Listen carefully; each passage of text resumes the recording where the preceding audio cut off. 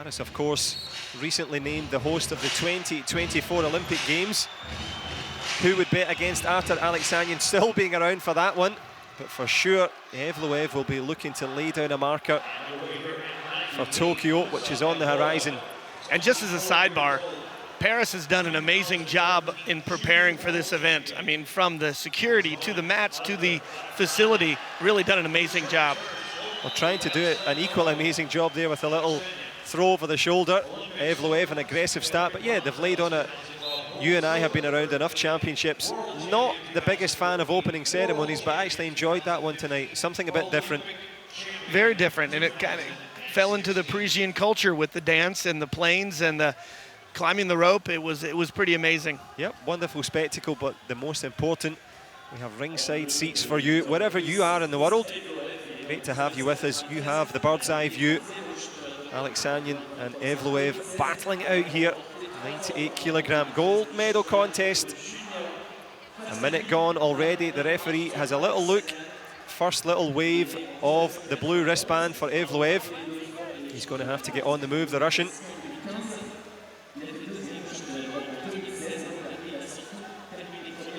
The Russian in no hurry here, just locking up. Defense first, as you said, the feeling out process. And did you see when they separated a little bit, they were still connected at the wrists, and the push and the pull, I say it's almost like driving a bus. You're turning the wheel of the bus just to see if you can turn the hips of your opponent by using his forearms and using his wrists. It's the little things that go on in this, just in the trenches in between the two of them. Looking for that route to success. Aleksanyan trying to drive his way forward. He's got a little, well, we mentioned that passivity against EVLOEV, and it's paid dividends. And now the first passivity call on Aleksanyan. So if he gets another one, you're going to see a point go on the board for EVLOEV, and then you'll see a little line under his one, and that's because he will have criteria. I see it coming here any second as the referee is saying action rouge or action red. There it is. He puts his hand up, looking for confirmation, and gets confirmation from the mat judge for a point. As you mentioned, that criteria, that superiority in favor of the Russian now. He was the last man to score, so that helps his cause a little bit. Aleksanyan knows that plenty of time left in this gold medal fight, but not so much in this opening period. Last 20 seconds. Just, again, sometimes the matches are won in the last 15 seconds, and it might not be a point, but it might be just getting them to the right place, and the light bulb goes off in their head, and they say, oh, I can do that in the next period. So, very interesting tactical match here, 1-to-1. Some people might watch and say, not so exciting, but that's exciting for the Greco fiend like myself. The aficionados, the experts, that's why these men are in the final. We mentioned it on the way in.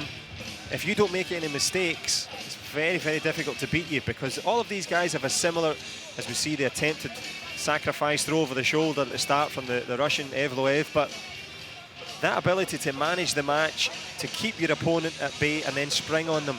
And a thing I wanted to ask you, you see a lot of wrestlers when they're over the shoulder, they have a little look at the scoreboard. Absolutely. As a coach, what's your feeling on that one? It frustrates me to death, because I want them focused just on their opponent, and if they have an eye to the scoreboard, or in my case, I can't stand it when they watch the clock, because you watch the clock for that brief second, and boom, there's your score.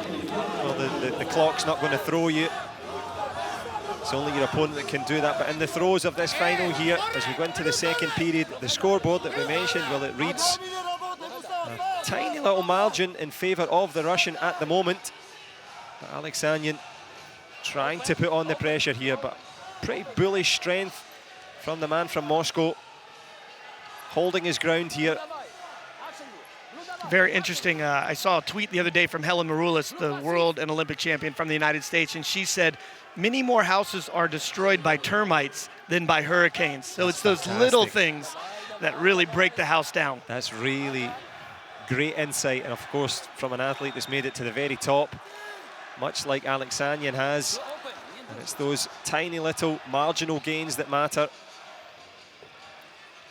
And it is the Russian with that little bit of a lead. The referee letting this one flow here, because as you say, they're still trying to wrestle. They're looking for space. Aleksanyan gets another little hand in the air.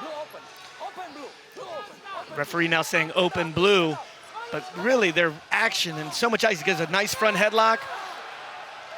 That was a great scramble, even if it was very brief.